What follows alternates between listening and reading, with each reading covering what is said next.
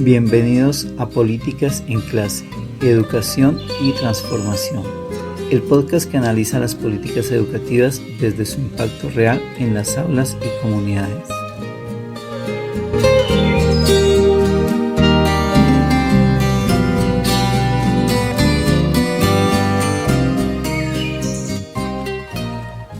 Hoy abordaremos del grano al aprendizaje. ¿Pueden los proyectos pedagógicos productivos transformar la escuela rural?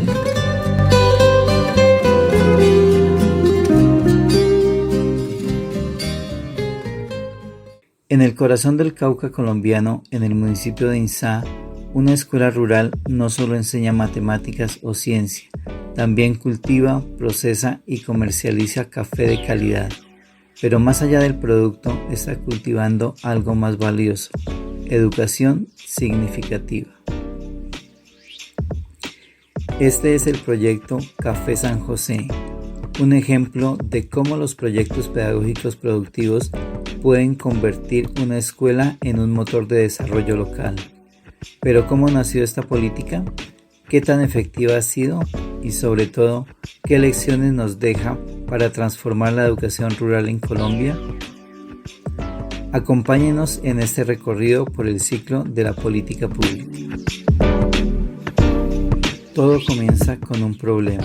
La educación rural en Colombia ha sido históricamente desigual, precaria y desconectada del territorio. En zonas como Insá, muchos estudiantes abandonan la escuela por la pobreza, el aislamiento o la falta de sentido en lo que aprenden.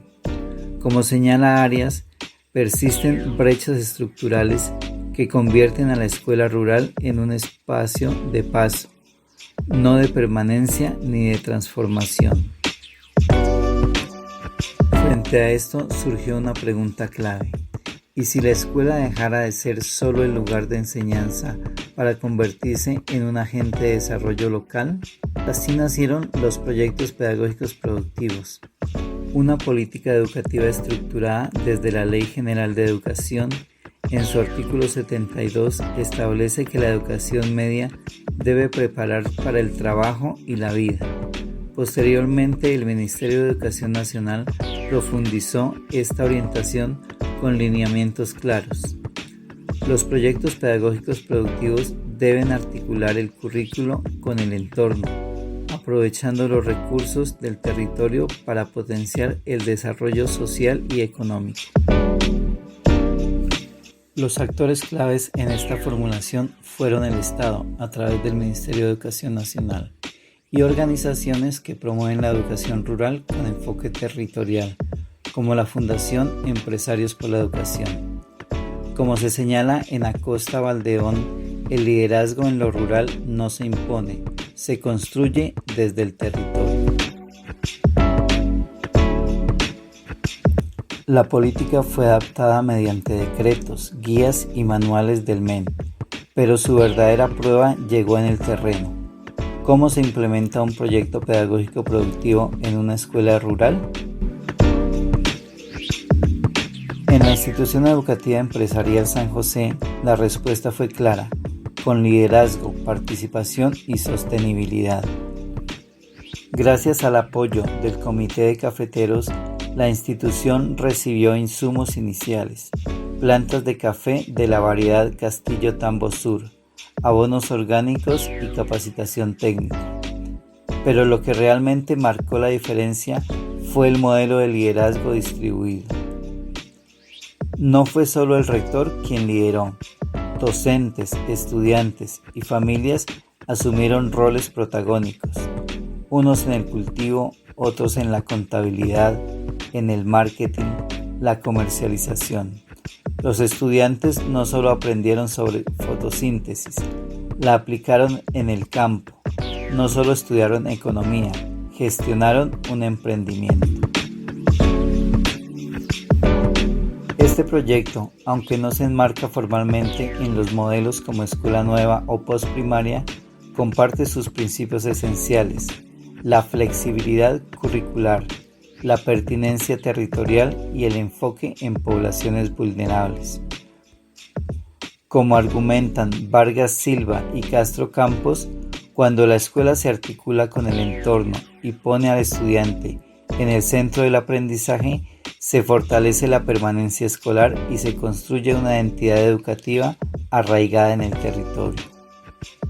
En San José, este enfoque se logra precisamente a través del liderazgo distribuido y la integración del conocimiento con la práctica productiva, demostrando que la innovación pedagógica no depende únicamente de un modelo institucional, sino de la capacidad de adaptarse al contexto desde una visión comunitaria.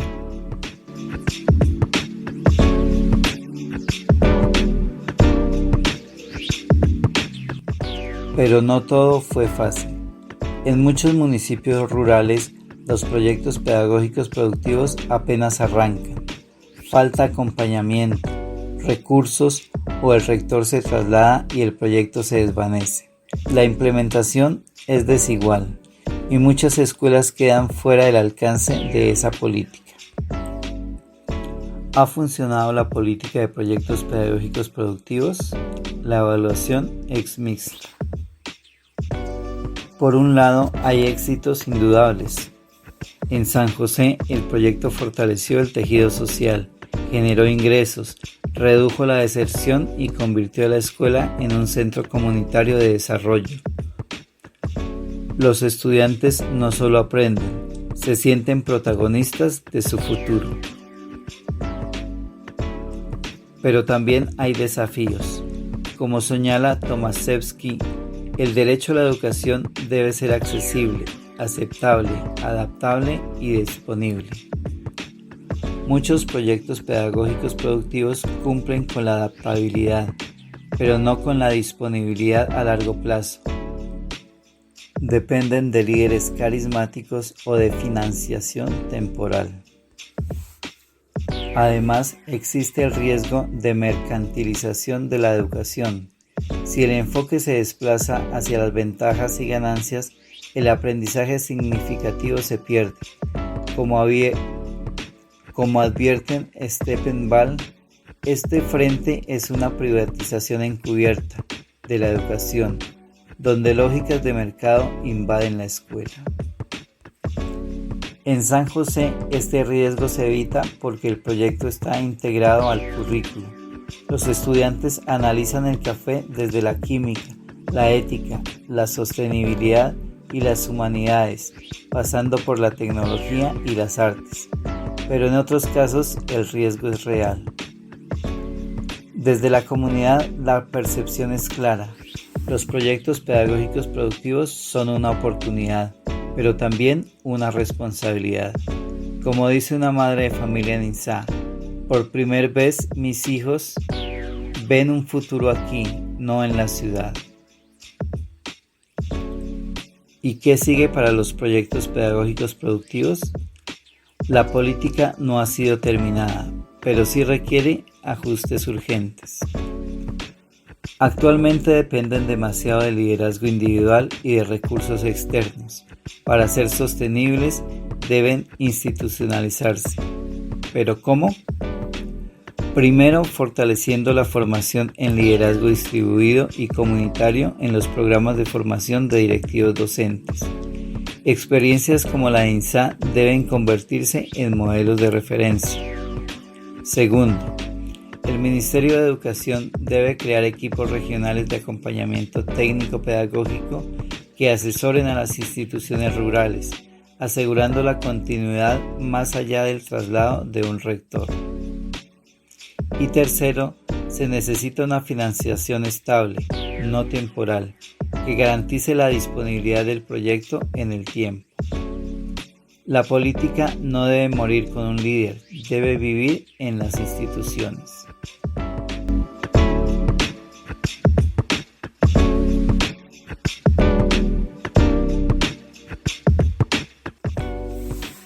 El proyecto Café San José no solo ha cultivado café de calidad, ha cultivado esperanza, identidad y educación significativa.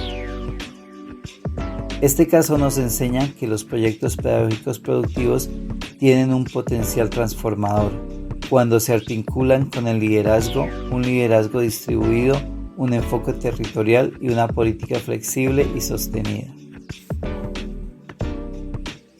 Pero también nos advierte, sin acompañamiento, sin sostenibilidad, sin equidad en la implementación, estos proyectos corren el riesgo de convertirse en experiencias aisladas, en vez de políticas con impacto universal. La educación rural no puede seguir siendo el olvidado del sistema. Es, como dice Ruiz, un derecho humano fundamental, no un servicio mercantil. Así que la pregunta no es si los proyectos pedagógicos productivos pueden transformar la escuela rural. La pregunta es, ¿estamos dispuestos a transformar la política para que esto sea posible? Gracias por acompañarnos en este episodio de Políticas en Clase. Si te gustó, compártelo, suscríbete y déjanos tu comentario. Puedes encontrarnos en Spotify, Apple Podcasts y Google Podcasts. Hasta la próxima.